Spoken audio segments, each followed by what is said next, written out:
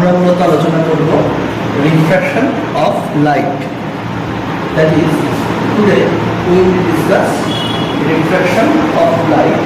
তো এই যে রিফ্র্যাকশন অফ লাইট যে বলা হচ্ছে, সেই রিফ্র্যাকশন অফ লাইটের ক্ষেত্রে তার বেসিক আমরা মোটামুটি জানি যে যখন লাইট রে একটা মিডিয়াম থেকে অন্য একটা মিডিয়ামে ট্রাভেল করবে, তাহলে আলোর রশ্মি কোনো একটা মাধ্যম থেকে অপর কোনো মাধ্যমে যখন যাবে, এই মিডিয়ামের যখন চেঞ্জ হচ্ছে, মিডিয়ামের চেঞ্জের জন্য লাইটের ভেলোসিটিরও চেঞ্জ হচ্ছে।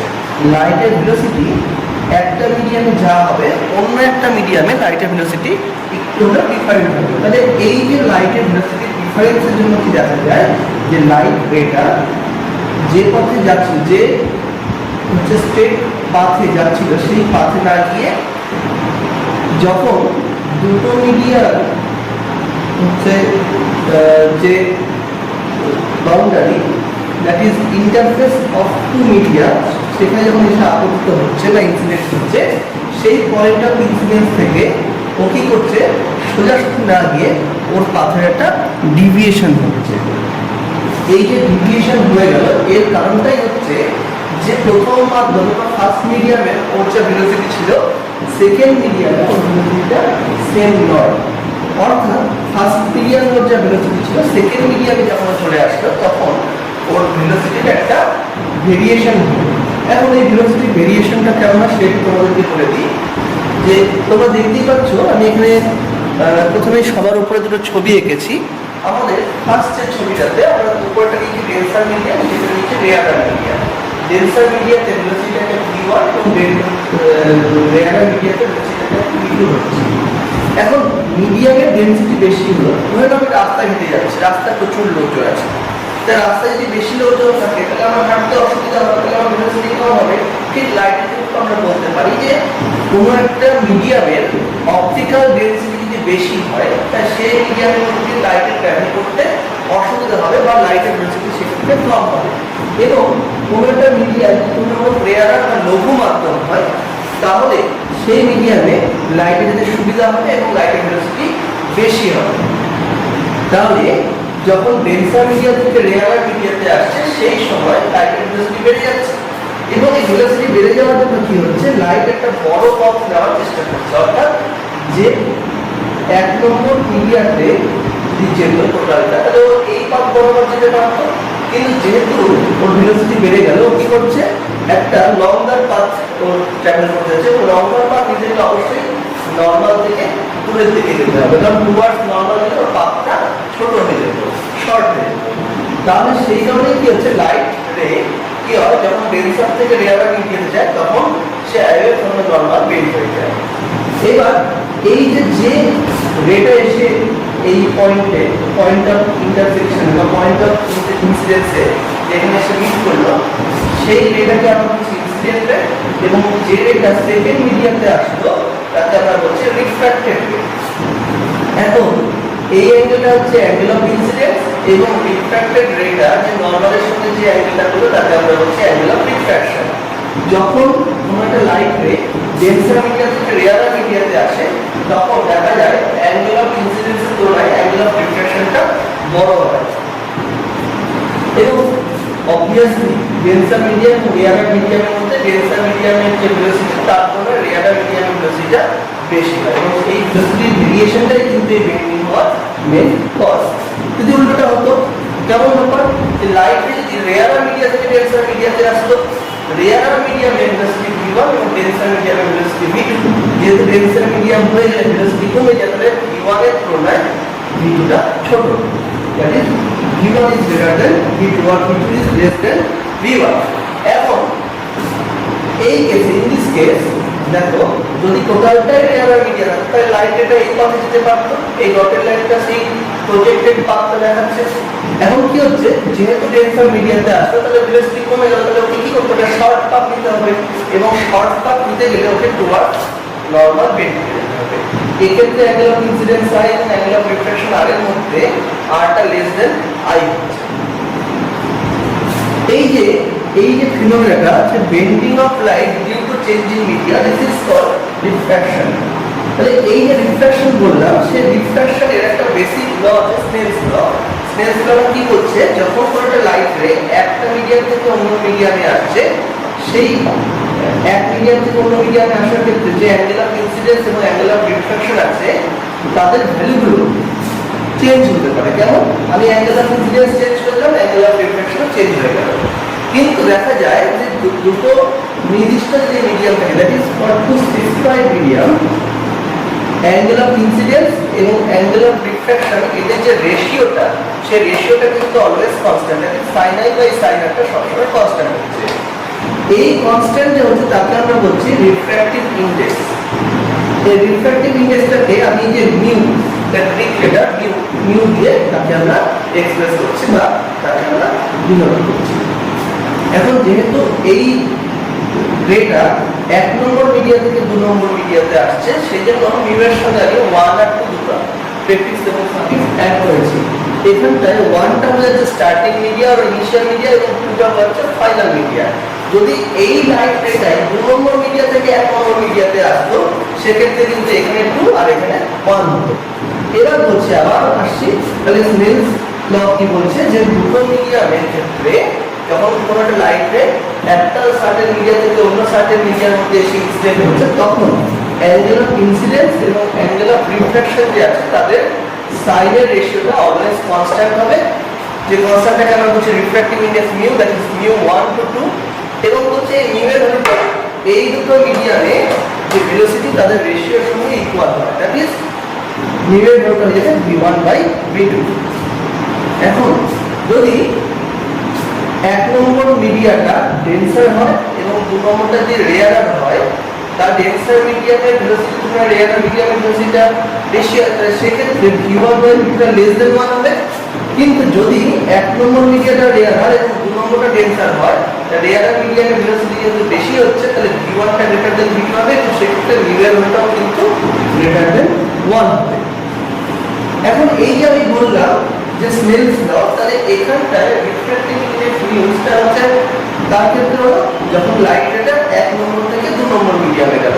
আর পাশে একটা ছবি এঁকে তোমাদের বোঝানোর চেষ্টা করি যে যদি লাইট রেটা দু নম্বর মিডিয়া থেকে এক নম্বর মিডিয়াতে আসতো, তাহলে আমি ইকুয়েশনটাকে কিভাবে লিখতাম সেটা দেখিয়ে দিই।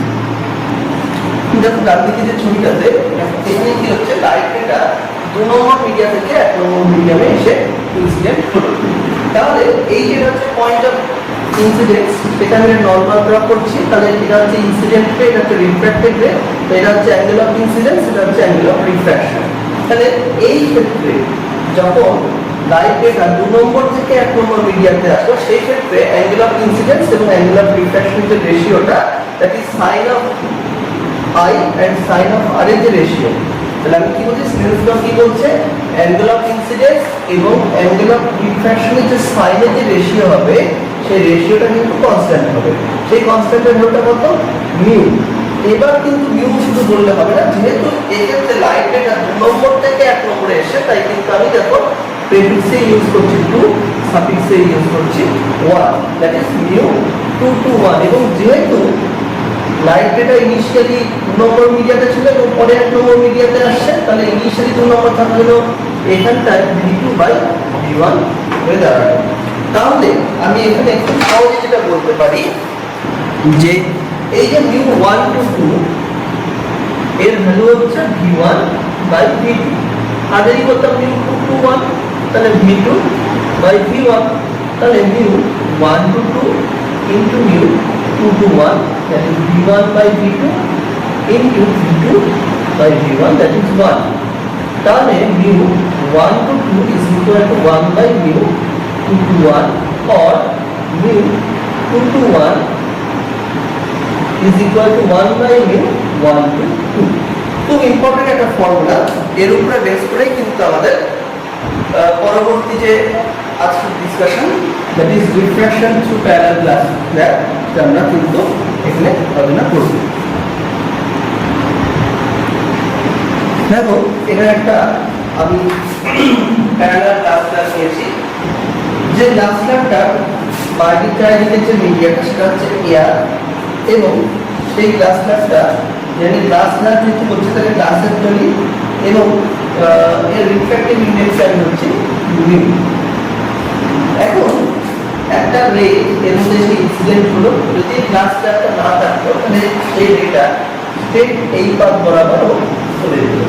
কিন্তু যখনই এখানটায় এর পাথের মধ্যে আমি একটা গ্লাস ট্র্যাপ রেখেছি, তাহলে যখনই এয়ার থেকে গ্লাসে আসবে তখনই তার একটা ভেরিয়েশন, কিসের ভেরিয়েশন? মিডিয়ামের ভেরিয়েশন হবে। এবং এয়ারের কোণে গ্লাস অপটিক্যালি ডেন্স, তাহলে অপটিক্যালি ডেন্স হওয়ার জন্য যখনই গ্লাসের মধ্যে ইনসিডেন্ট হয়ে গেল রেটা, লাইট রেটা, তখন তার ভেলোসিটি ডিক্রিজ করলো।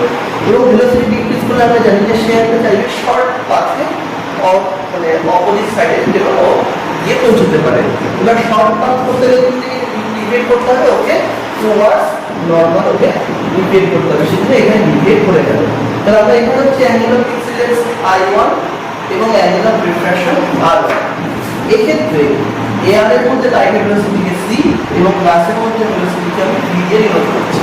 তাহলে এই পয়েন্টটা যদি O1 বলি, তাহলে এট পয়েন্ট O1, এই O1 পয়েন্টটা আমি কি লিখতে পারবো? sin I1 by sin R1 which is a constant। কনস্ট্যান্টটা কি? মিউ। এখন শুধু তো মিউ লিখলে হবে না, এই মিউটা তোমার লাইট এটা এয়ার থেকে গেছে গ্লাসে, তাহলে এখানটায় এয়ার, এখানটায় গ্লাস, ইকুয়াল টু কত হবে? এয়ার এর লাইটের ভেলোসিটি c আর হচ্ছে গ্লাসে হচ্ছে 1 মিনিট। এবার এই লাইট এটা এখানে চলে এসে পৌঁছলো O2 পয়েন্টে এসে মিট করতে। এখন যেহেতু এই পয়েন্টে ইনসিডেন্ট হওয়ার পর সেই গ্লাস থেকে এয়ারে আসলে এখানেও একটা ভেরিয়েশন অফ মিডিয়া হবে। এই যে ভেরিয়েশন অফ মিডিয়া যখনই হয়ে গেল তখনই গ্লাসের জন্য এয়ারের ডেনসিটি কম, তাহলে এয়ারের ভেলোসিটি বাড়বে। ভেলোসিটি বাড়লে কি হচ্ছে? ও একটা লঙ্গার পাথ ট্রাভেল করতে হলো, লঙ্গার পাথ ট্রাভেল করতে হলো ওকে অ্যাওয়ে ফ্রম দ্য নর্মাল, অর্থাৎ নর্মাল থেকে দূরে ডিভিয়েট করে যেতে হবে। এই ক্ষেত্রে যখন এই পয়েন্টে ইনসিডেন্ট হলো, আমরা হচ্ছে এই অ্যাঙ্গেলটা R2 এবং এই অ্যাঙ্গেলটা I2। এখন আমরা বলতে পারি at point O2 sin R2, that is angle of incidence, by sin I2 equal to mu, এটা হলো প্লাস থেকে কোথায় আসলো এয়ার, ইকুয়াল টু এখানে ভেলোসিটি v, এখানে ইকুয়েশন। যেহেতু mu 1 to 2 is equal to 1 by mu 2 to 1, তাহলে mu plus 2 air is equal to 1 by mu air to plus plus 2 air মানে কত? sin R2 by sin I2 1, air to plus মানে কত? sin I1 by sin R1, তাহলে that is sin R1 by sin I1 হয়ে গেল। এখন খুব ভালো করে এই ফিগারটা তোমরা দেখো, এই দুটো লাইন কিন্তু প্যারালাল এবং এটাকে ইন্টারসেক্ট করছে, মানে আমরা বলতে পারি R1 is equal to R2 or sin R1 is equal to sin R2। তাহলে এই কন্ডিশনে এই যে আমি পেয়েছি sin R2 by sin I2 equal to sin R1 by sin I1, এখানে যদি বলতে গেলে আমরা ক্যান্সেল আউট করতে পারি বা দুটোকে আমি টু সাইড থেকে আমি সরিয়ে দিতে পারি। তাহলে আমি এখানে কি লিখতে পারবো?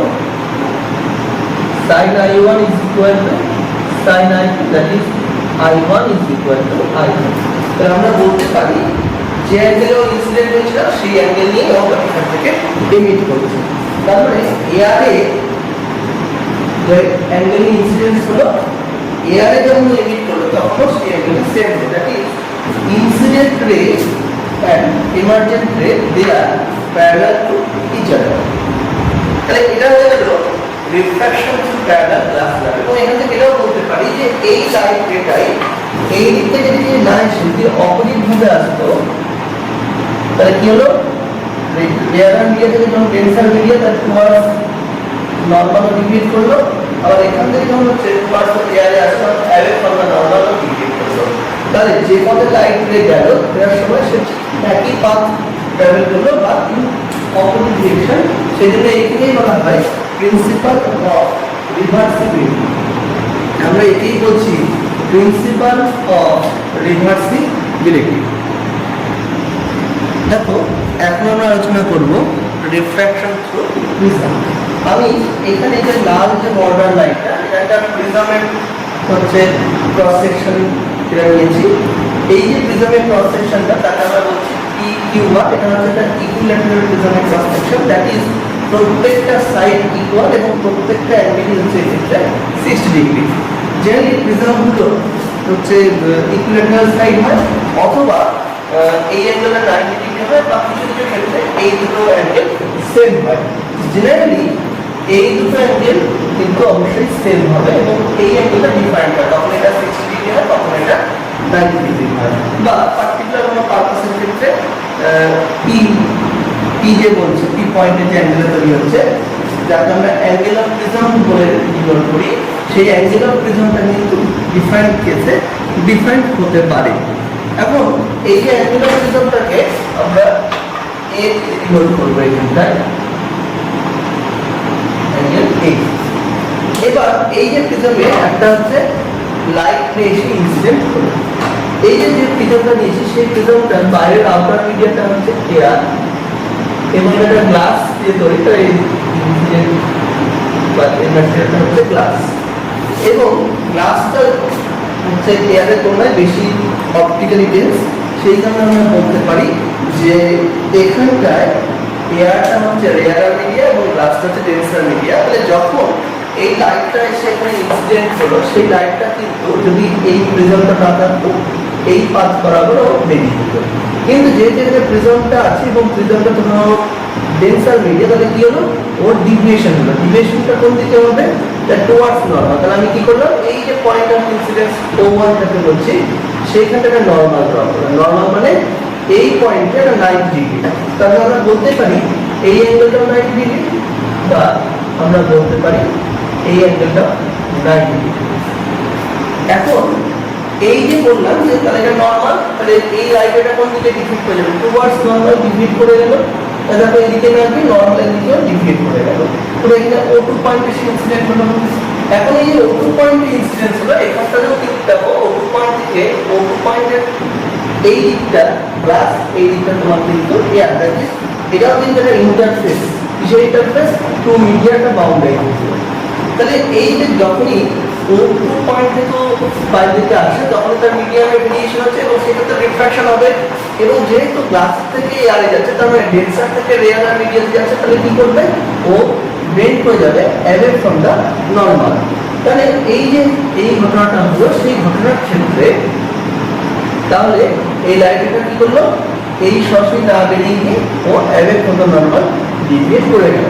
তাহলে এই ক্ষেত্রে আমরা তাহলে একটু এই ধরনের যে অ্যাঙ্গেলগুলো এখানে ডিসকাস করলাম তাদের একটু নামটা আগে কিভাবে দিয়ে নিই, এটা খুব ইম্পর্টেন্ট। দেখো আমরা বলছি যে অ্যাঙ্গেলে প্রথমে সেই ইনসিডেন্ট করলো তাকে আমরা বলছি I1, তাহলে এটা হচ্ছে রিফ্র্যাক্টেড রে, এটা তোমার হচ্ছে নর্মাল, তাহলে এটাকে আমরা বলছি R1। এই অ্যাঙ্গেলটাকে আমি বলছি R2 এবং যে অ্যাঙ্গেল এমার্জ হলো তাকে আমরা বলছি I2। তাহলে এখানে আমি I1, R1, R2 এবং I2 অ্যাঙ্গেলটা পেলাম এবং আমরা খুব ইজিলি বলতে পারি যে দেখো এই লাইন এবং এই লাইনগুলোকে ইন্টারসেক্ট করছে। এই অ্যাঙ্গেলটা I1 হলে এর অপোজিট এই অ্যাঙ্গেলটাও I1 হবে, সিমিলারলি I2 হলে এই অ্যাঙ্গেলটাও কিন্তু I2। এখন তোমরা যদি খুব ভালো করে এখানে একটু দেখো তাহলে আমরা বলতে পারবো যে এই টোটাল অ্যাঙ্গেলটা I1 এবং এইটুকু R1, তাহলে এই অ্যাঙ্গেলটুকু কি হচ্ছে টোটাল যে I1 যে অ্যাঙ্গেলটা সেখান থেকে R1 এবং কম হচ্ছে, তাহলে এটা কত হচ্ছে I1 মাইনাস R1। এখন দেখো ঠিক একইভাবে আমি যদি এই অ্যাঙ্গেলটার কথা বলি, এই টোটালটা I2, ভালো করে দেখো এই টোটালটা I2 এবং এটা হচ্ছে R2, তাহলে এইটুকু অ্যাঙ্গেল হবে I2 মাইনাস R2।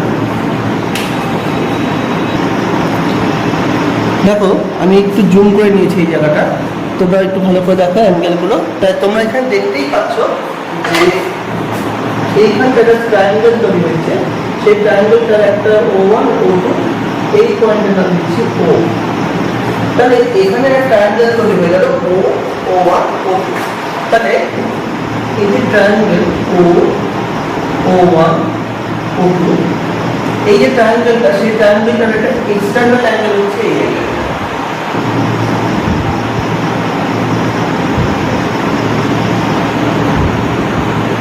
এই এক্সটার্নাল অ্যাঙ্গেলটাকে আমি ডেল দিয়ে রিপ্রেজেন্ট করছি।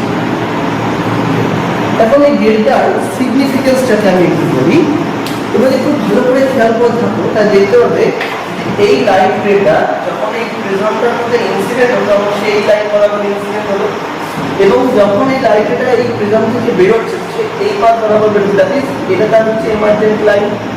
তাহলে এটা হচ্ছে ইনসিডেন্স লাইন, এটা হচ্ছে এমার্জেন্স লাইন। তাহলে যখন সে ইনসিডেন্ট হলো তখন এই পাথ বরাবর ইনসিডেন্ট হয়েছিল, এবং যখন সে এমার্জেন্ট হলো তখন সে এই পাথ বরাবর এমার্জেন্ট হলো। তোমরা দেখতেই পেলে যে এই বরাবর ইনসিডেন্স হয়ে ও এই বরাবর এমার্জেন্ট হয়ে গেল। তাহলে এখানে যে ডিভিয়েশনটা হলো, যে অ্যামাউন্টের ডিভিয়েশন হলো সেই অ্যামাউন্টটাই কিন্তু ডেল। এখানে ডেলটা রিপ্রেজেন্ট করছে deviation, amount of deviation of the light ray due to this prism.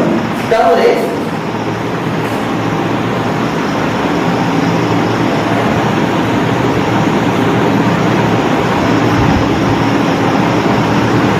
Delta represent করছে ডিভিয়েশন ডিউ টু প্রিজম। এখন আমি জানি যে external angle is the sum of two opposite internal angles. তাহলে এই যে এক্সটার্নাল অ্যাঙ্গেল ডেল আর এই external angle হচ্ছে এই দুটো যে অপোজিট ইন্টারনাল অ্যাঙ্গেল আছে তাদের সাম। তাহলে বলতে পারি এটা হচ্ছে একটা ইন্টারনাল অ্যাঙ্গেল প্লাস এটা হচ্ছে আরেকটা। যদি একটু সাজিয়ে লিখি I1 minus R1 plus I2 minus R2, that is I1 plus I2 minus R1 minus R2,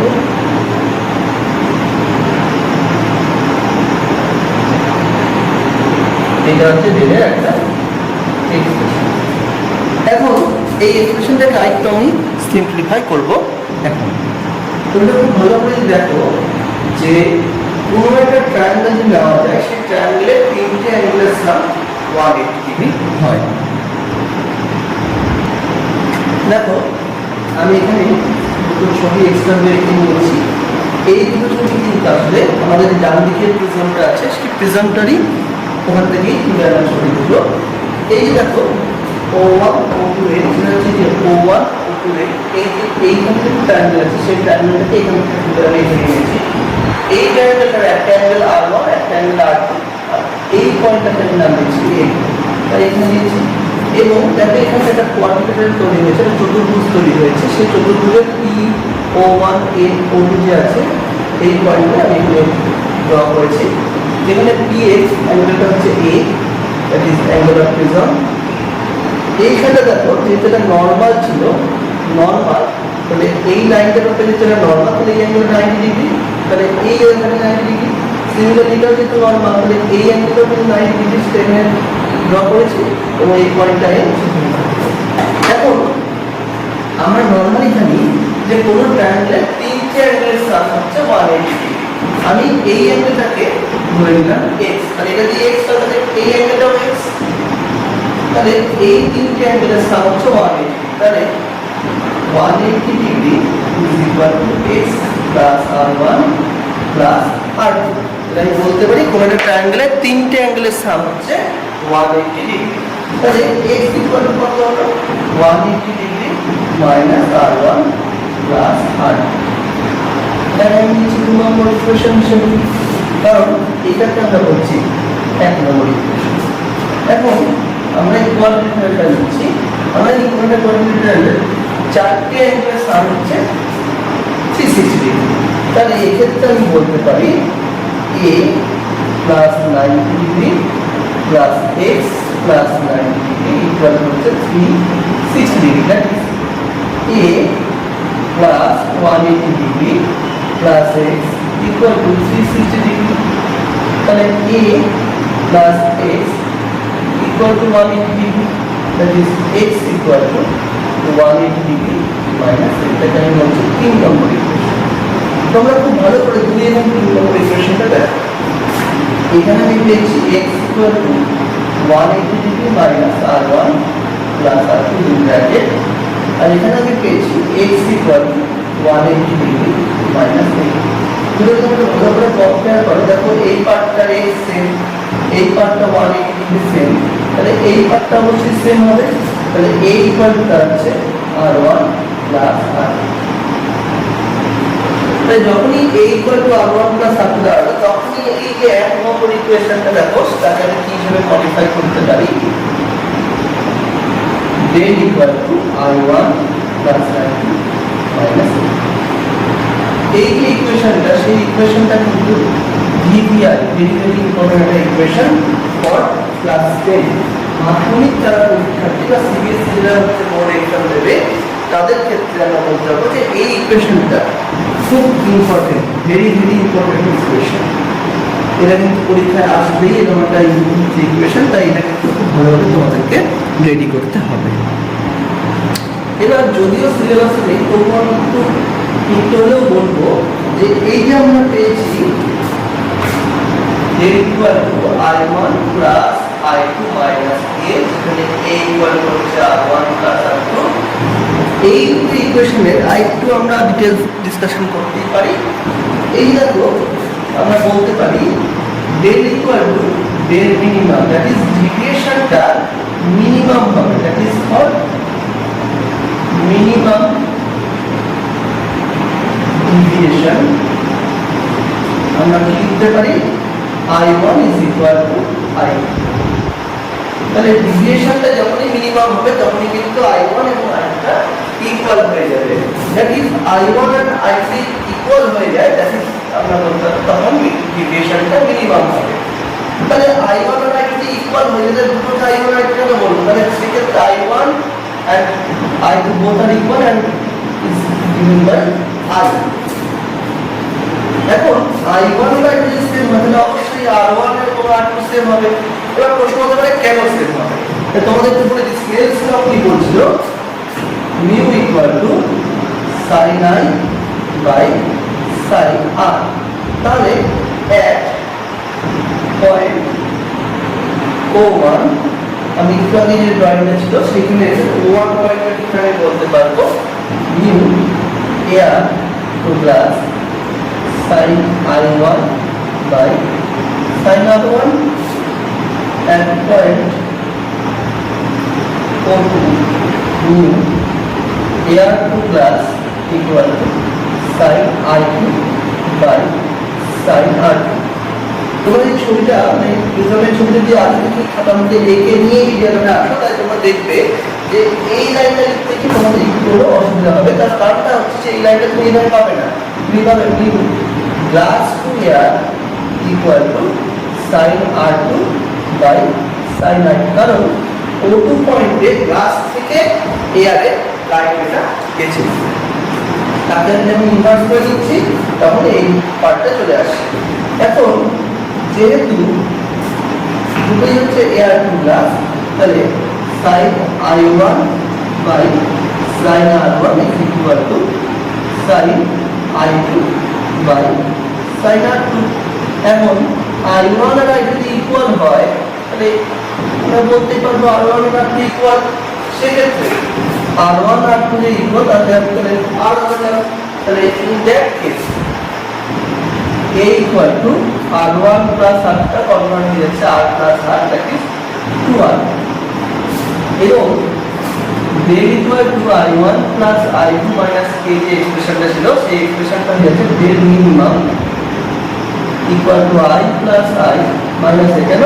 কারণ del মিনিমাম হয়ে গেলেই i1 আর i2 দুটো ইকুয়াল হয়ে যাচ্ছে। তাহলে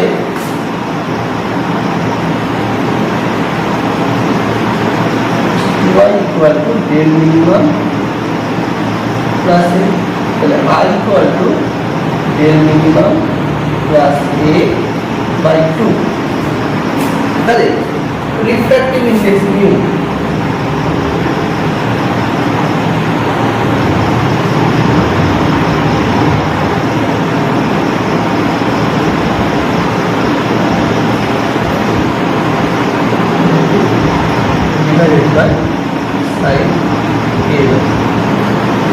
তাহলে আমরা ডিসকাস করলাম যে ডিভিয়েশন যখন মিনিমাম হবে তখন কি স্পেশাল কন্ডিশনটা আসবে।